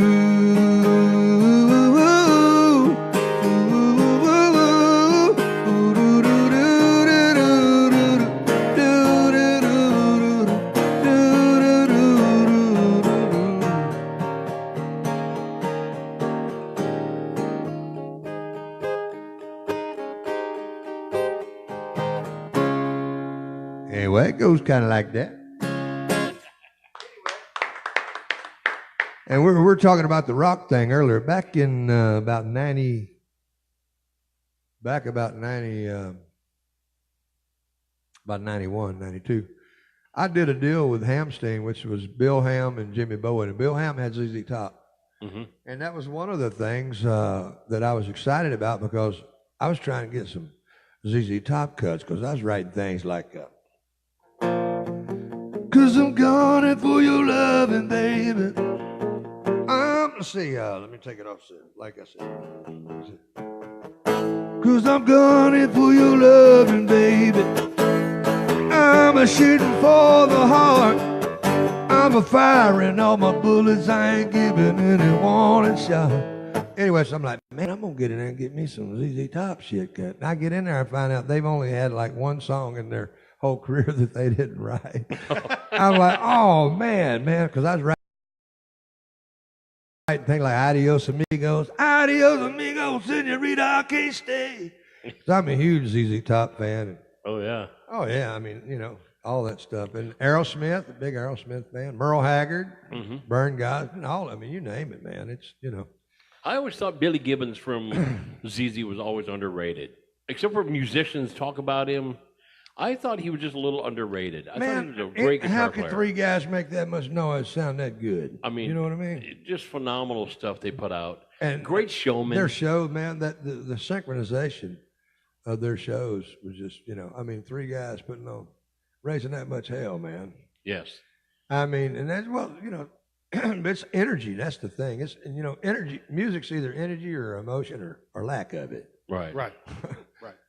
You know, but there's so much good stuff out there. And I'm Waylon, Willie, all that, you know, the countryside. And, you know, I didn't want to live in L.A., and I didn't want to live in New York. And Nashville's been great to me, been a great home. But I love music from all genres and all different, you know.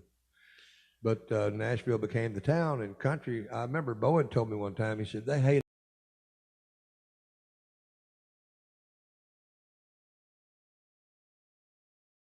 Well, maybe that explains it, but I love country too. I mean, you know, all the way back to, I always said if it hadn't been for Jimmy Rogers, you wouldn't have heard of Hank Williams. Right.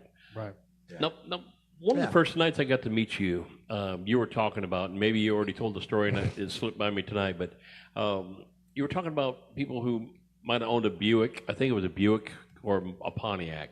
Said, how many people here owned a Buick? You said that was the only car you made money on or money with because of the windshield wiper stories. You were talking about a windshield wiper story? No, totally. No. Let me run that back. Let me run that. It's been a while. Yeah, well, you got this car. You got the car story. You got the car story right. Okay. But it was an '88 Pontiac Grand Am. Ah, okay.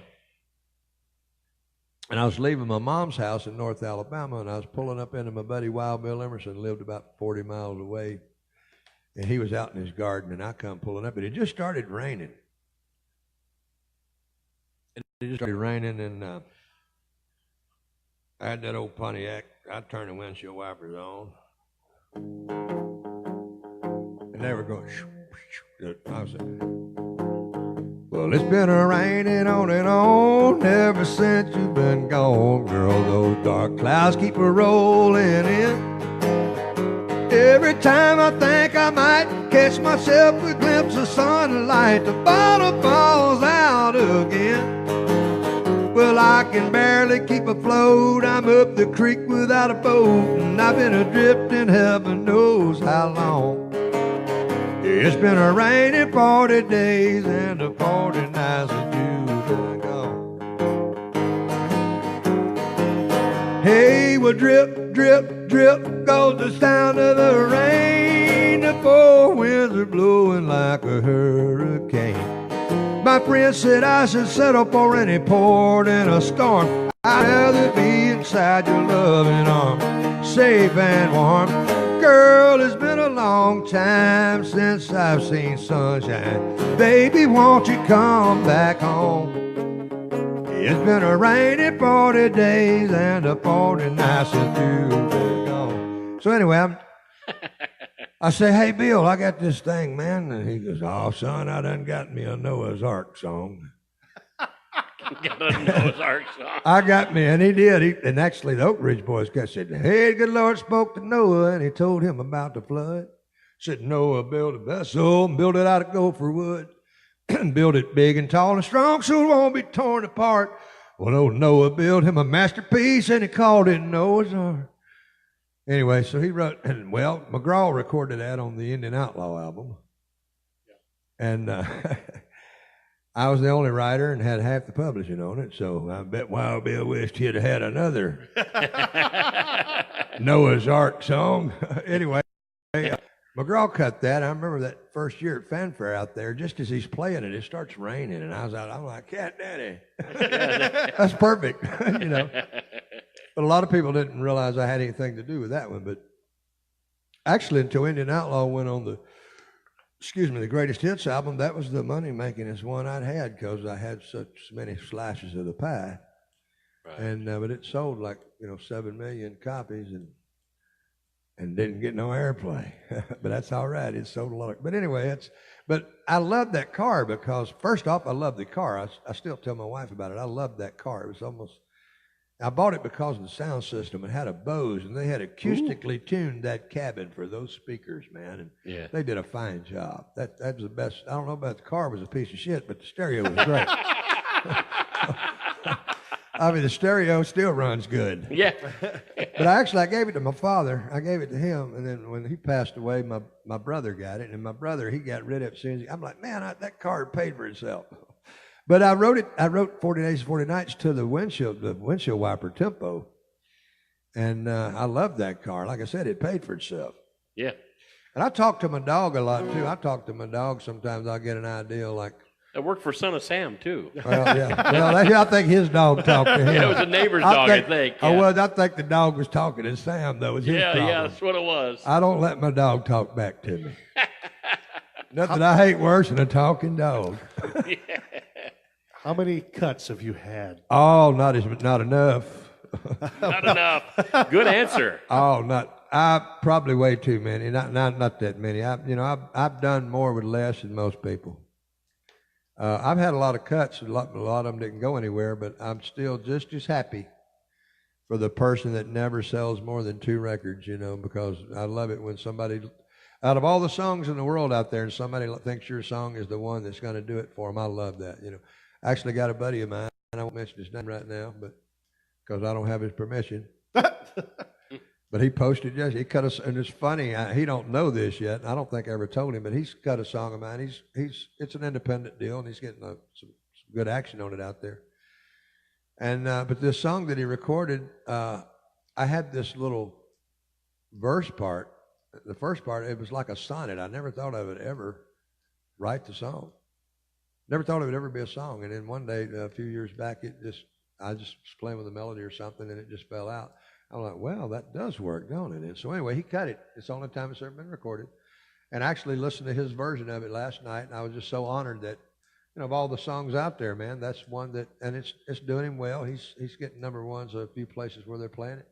And I just love the fact that he loved the song enough to cut it, and that it's doing him good. And I've probably had, a couple hundred songs recorded, but a lot of them are on people you've never heard of and never will, but not as many big ones as a lot of people might lead you to think, but I've had enough. We had a friend, a mutual friend that used to come to the bar a lot, Bob. Oh, yeah, Bob. And going by what you're saying, Yeah. he came in one day and he sat down and he said, "You got to hear my new song I wrote." I said, "Okay." He played my song. Yeah. He said, "I wrote that." I said, "You did?" Don't you love it when they do that? That was his favorite song in the world. It was his that favorite one. song in the world, and it was mine. And he actually asked permission to have his band start playing it out. I said, "Definitely." If you like Ain't it, that great? Yeah. it's And a great unfortunately, feeling. we lost Bob last year, I believe it was. Yeah. We lost Bob last year. So, what a great guy. But, man, he'd come in, he'd bring his guitar in, he'd sit down and goes, "Hey, here's a new song I wrote." And he'd play Jason's tune. It was a great honor, though. I mean, that's a great honor when they do that. It really was. He didn't know no better, did he? He'd laugh at me every time we'd do it. My buddy Wayne Perry, God rest his soul, every once in a while, like when I go to writers' nights, a lot of people think I'm rude because I'll sit outside. No, I don't listen to a lot. Every once in a while, an artist will ask me specifically to listen to something. I will. But I'm like, well, I'm not stealing your hooks either, buddy. I mean, Right. you have to limit what you expose yourself to, because you'll go, if you hear a great song, hear a great melody or something, you may subconsciously 2 days later start writing it. Well, we're doing a writer's thing one night. My best friend, I looked over at him, and he's doing a song. I had given him the hook about a week earlier, and he's playing it, and I'm not on it. And I'm looking, I'm like, "Hey, man." And then I'm like, well, it's my fault. I told it to him, and he just didn't remember where he got it, but I do. But and it's like, a good friend of mine, Jerry Lassiter, Brady Sills and I wrote a song years ago. We were on the back of the bus, and it was one of those things where, title just seems too good, And I said, man, I may have got this somewhere else before we even started writing it. Anyway, Brady and I wrote the song, and a couple of months later, I was telling Jerry Lassiter, and Jerry goes, "Hey, man, I gave you that title out at Tanya's about 3 months ago." I'm like, "Really?" He said, "Yeah." Well, I knew and respected Jerry enough to know he wouldn't tell me that if it wasn't true. And I said, well, then forget about it. The song don't exist. So we would have pulled him in on it, but he was writing it or wrote it with someone else. And so I go back to Brady. I said, remember when I told you that I may have gotten that title somewhere else? I said, well, I did. We have to shit can it. And the hook was, he'd do everything to be her anything again. Or he'd do anything to be her everything again was the hook. But we still got a great song that has nothing to do with what they were doing. And so for a couple of years, the song just kind of laid there. And then it hit me one day, and I'm like, wow. So I changed the title to "He Hates to Think They'll Never Love Again." So it saved the song. But I love the fact knowing that Jerry wouldn't say that to me if it wasn't true, Right. And because he's not, and you just know that. You get your click. And you always know the guy that everybody goes, don't tell him one. You know, don't tell him. He'll run out and go write all of them. And then there's those guys that just subconsciously do it, and you know they didn't mean to. I mean, that's what you get for telling them. I think it's funny you were talking about that. In the 80s, I was in a Christian rock band called Prophet, and we toured around a while and did a lot of stuff, traveled with Petra and Servant and the Res Band, which is, believe it or not, the Res Band is still out there, Resurrection Band called Res. But we were in a rehearsal one night, and the guitar player just goes into this riff, and the whole band just busts in. The singer wasn't there yet, and we bust in, we're going. And he does this little break, and the whole band stops with him, and he stops, and he looks over at us and like going, how'd you know I was going to do that? We're like, well, you're playing a Bad Company song, aren't you? And he goes, I knew it. He goes, I just knew it. He goes, I thought I had a hit. Well, you do. You're just 5 years late. Well, you're an old rocker. Maybe you'll answer this. Maybe you're as dumbfounded as me. But I heard a song years ago, and I saw it online. Some guys were singing it. And the only thing I remember was, I want to know who's the brains behind this operation. Do you remember a song like that? I want to know who's the brains behind this operation. It was so cool. Yes, and I can't think of who it is. I've been trying to find it because I'd like to hear it again, but man. And then I got my buddy Donnie Winters, man. He's got a song. Man, he's got that song, Shotgun Rider. Well, when I hear that thing, man, it reminds me like of Allman Brothers, like 72 or something. It was one of the greatest songs, in my opinion, just for my own personal taste. Yeah. It makes me want to go back to 72 and join the Allman Brothers when I hear it. Oh, I love the Allman Brothers. And he does it so well. He's a phenomenal writer. Giving you a plug out there, buddy, because that's a great song anyway. It takes you back to that era, that moment. You know, Mark, you've got one of the greatest songwriters in Nashville here. I know, 3 ladders and a noose. There you go. There's your hooks. I should throw it out there. Tell me I'm not a songwriter. I never said I'm a songwriter. Well, at least you're honest. But I kind of I came up with a couple more, and I can't. They're not on air friendly yet. I like the squirrels in the rear view. Ground squirrel in the rearview mirror. I thought would be a love song. Ethiopians with fallopians, I thought was a good love song. That could be. So midgets with digits. Right. Midgets without digits is a good one. But my hit, my heart love song, the 3 ladders and a noose. If you don't write it, Garth's going to cut it one of these days. 3 ladders and a noose. 3 ladders and a noose. I love that. And I've got people thinking, but now all we got to do you, is get the subject and I find out, what's that all about. See, I don't really know. It came from a dark side. Well, then we could write it like Mickey Newberry then, and nobody'd ever figure it out. There you go. That's like Don McLean, I remember when Mickey was telling Jimmy Bowen, because Bowen produced, just dropped in to see what condition my condition was in, and Mickey was telling him, said, Bowen, it might have cost you a few record sales back then, but this one guy was a distributor. He told Mickey if he'd explain it to him, he'd add it. And Mickey said, well, if I got to explain it to you, don't worry about it. And it's like, I remember Tommy Two-Tone. Yes. Yeah. Tommy Two-Tone called me one time on that Hickory Dickory Dock. He was wanting me to rewrite it a little bit. And I said, Tommy, you're trying to make it make sense. He wanted to do like a children's song. So I said, no, man. I said, I know what you're getting at. And he started apologizing. I said, don't apologize. I said, I don't have any trouble with you suggesting it. I said, but you're sitting there trying to make it make sense. That's what it's not supposed to do. If they can figure it out, it'll quit working. Yeah, it's kind of funny. It just dropped in. I One love of my that. favorite all-time songs. Woke up this morning, sundown was shining in, found my broken mind in a brown paper bag, and then tripped on a cloud and fell 8 miles high, tore my mind on a jagged sky, and I just dropped in to see what I could do. What a song, man. Yeah, my brother loves that song. He absolutely loves the song.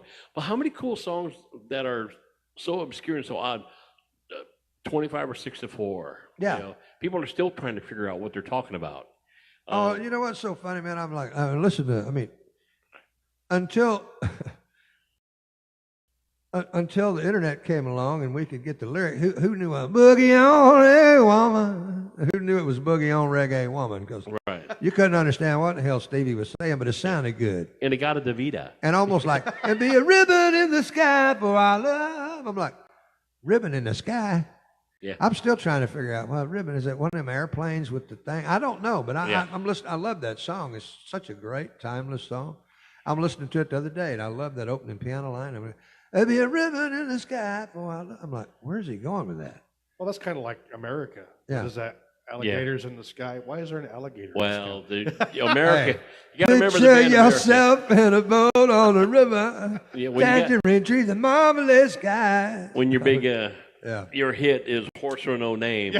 Yeah. Yeah, I mean, you got to kind of know the subject content of what they're talking Or about. Willie. Yeah. I mean, that's the fun Yeah. part too. You go back and look when Outlaw came out. I said it surprised me, but it really shouldn't, because if you go back and look at a lot of those hits, man, like Willie Bully, and remember, who is a girl wearing nothing but a smile and a towel on a picture on a billboard on a big old highway? Yeah. And it was a itsy bitsy teeny weeny. I mean, there's a ton of those things out We there. just did a novelty show a Yes. couple weeks ago. We I think did you a just full- did one tonight. Doing one, yeah. Yeah. But it was nice. We had a special guest. Yes, we did. Well, it's been more talk than music. I apologize. But, I'm a better we've had- writer. this I'm has a been better a lot of writer fun. than I'm a better writer than I'm a musician. No, we like the stories behind the music. And again, we were talking about, we had the daughter. Daughter Sheb Woolley was our guest on the vinyl show we did. Really? So Christy called in and we interviewed her. And we're trying to get a date set for Christy to be here and do the show with us. We're just trying to get the dates together. Which is cool. Again, we love to hear the stories behind the music. We love to hear how mistakes became hits. Again, the windshield wiper stuff, becomes a tune on somebody's album. I love that stuff. It's like Jimmy Johnson. Bob Dylan told me not to drop names, but every once in a while you can't help it. Bob Dylan told me I should. Yeah, okay. But Jimmy Johnson from Down to Muscle Shoals told me one Yes. time that on the old time rock and roll, they got da-na-na-na-na-na-na. It's a mistake. There's Yes. a false start. Yes. It's only supposed to be once, but it's on there twice. I'm like, well, it did stop. You know Big Mike Griffin? Yeah, I know Big Mike. Yeah. Do you Oh, really? man, yeah. Yeah. So Big Mike. I met Big Mike I met him about a year ago at Del Houston's girlfriend's birthday party. Oh, okay. Oh yeah, Big Mike Blues, man. Blues Man, cat. ungodly Yeah, blues I'm telling cat. you. Mike used to work with me when we had the guitar shop, and he used to teach anything with strings, your shoes or anything. Yeah. A man that size, again, 6'10", 360, yeah, I mean, he could play a super guy. ukulele and tear it up, a mandolin and tear it up. But Mike used to be down in Muscle Shoals quite a bit, and he's the one that told me that very first That's story right, about that. So when you were saying, yeah, that's a false start, I'm like, Yeah. and And not only that, that song is a demo track. yes, Now James Stroud said he played drums on Old Time Rock and Roll. He did, but not the version we heard. right. Bob Seger tried to recut it in a different key, and they never did get the groove right. So they went back and bought the original, because the demo track was in too high a key, and Bob won't even sing it that high in concert. I think he drops it. Right. I mean, that's high. I've tried to do that in karaoke, and I'm telling you, that's high. But But- anyway, it's a demo track that they. Yeah, I thought that's just cool to hear. Again, we love the stories behind the scenes with David Hood and all those. Now, do you get down to Muscle Shoals? Did you? I used to go. Do you hang with Rick Hall? Don't hang legend. with him, but I knew him, and I had a lot of respect because he recorded my second song down there. But I used to hang out at Muscle Shoals Sound. Jimmy, I've recorded some stuff down there years ago. I had Duncan Cameron and Pete Carr and all those guys playing on it. Did you go over to Jackson Street Studios, or were you No, all that in was Fame? that was all closed Hall down of back Fame? in those days. And I Okay. was over at the Fame. at the Hall of Fame. Yeah, and Yeah. when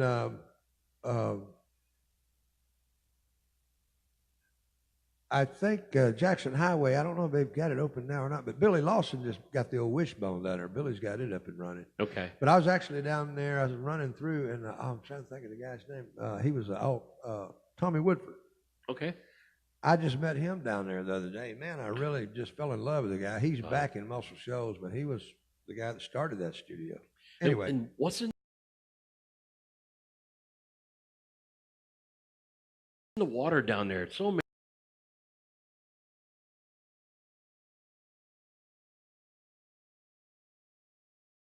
many great cats that can play. Oh my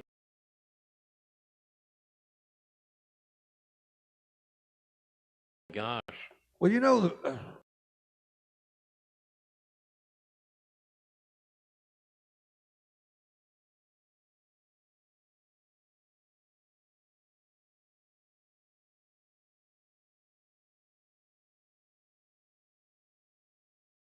guys because Yes. they played on all these black records, and they realized, wow, these white guys over here playing. It's 4 or 5 white guys, you know. But they just had that feel, man. They had that groove. Yeah, they worked well together. Jason, you got something? We better get the last song in. All right, let's do Outlaw running out then. of Let's time. get that. Okay. We're running out of time. Boy, I tell you what, I'd make 2 hours go by the New York Minute, don't it? All righty. Well, before we do this, I'd like to put my nomination in for the greatest drummer in the history of the world, and that's Roger Hawkins down there in Muscle Shoals. I think Roger had a lot to do with that. A lot of great drummers come out of there, but Roger's my man. This song I never thought would ever get recorded, but I'm glad it did. Goes like this.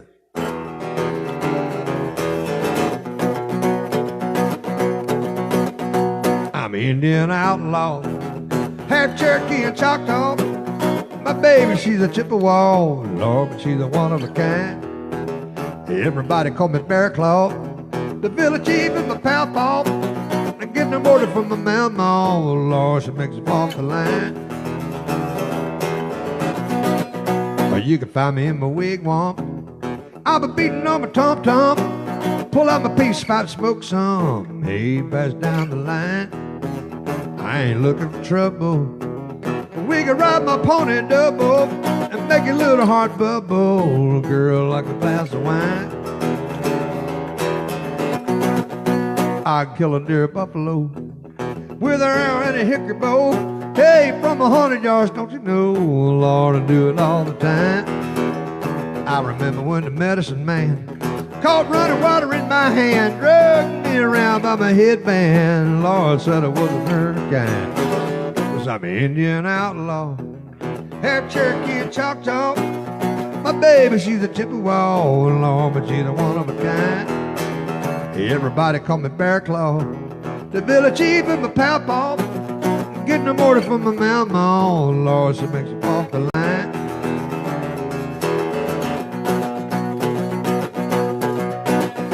They all gather around my teepee, late at night trying to catch a peek.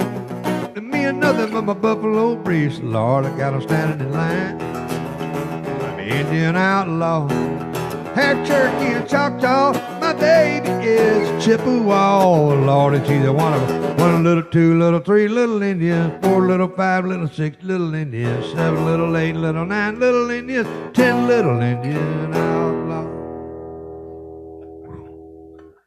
Anyway, now who in the hell would have thought that song would get recorded? Well, You Tim know what I mean? McGraw thanks you, I'm sure. Well, but you know, I mean, Hang on, really, Tommy. I gotta go to the bank with my wheelbarrow. Thank you. Well, you know, when you're in a town that considers "He Stopped Loving Her Today" is the greatest country song ever written, and then you pull that out, that's Yeah. brave. Yeah. Oh, yeah. Well, it's good. Well, Tommy, it's been a pleasure having you. After all these years trying to get you on the show, it's been great to finally get you on. Now you know why I'm you know, my guitar picking has finally got good enough for your show. Yeah, we were waiting for you to kind of. I was afraid I didn't want to show off in front of everybody till I got all my parts down. We want to thank everyone that Thank was you so listening on Facebook tonight. Make sure you share it. Share it to all your family and friends that absolutely love music in general. We got a great one tonight with Tommy Barnes. Thank you. Fantastic Anybody still on there, or singer-songwriter. they all left? And a wonderful, cool storyteller. But I just want to say thanks. It's been a great show. Thank you for having me, John. We have a lot of fun. Appreciate it. We wish you the best. People can find out where you playing the songwriter rounds, doing all that. Yeah, I don't play out a lot, you know, but I do. I usually play the Commodore. Yeah, you we know, catch you at the Commodore quite a bit. About once every month and a half, 2 months. I don't want, you know, I can't play all the time. Yeah. I know people that it's like an AA meeting with drinks. You know, and I'd love to. I just can't. I can't do it that much. But then again, it's like nobody's really demanded that of me either. So Yep. it works both ways. Well, exactly. But- And I appreciate that you it took time out of your busy schedule to come out that's- with us. I appreciate it. Thank y'all for having me. Well, thank you, Tommy. Appreciate it. Thank you. We're going to thank Chris at Heat FM Radio.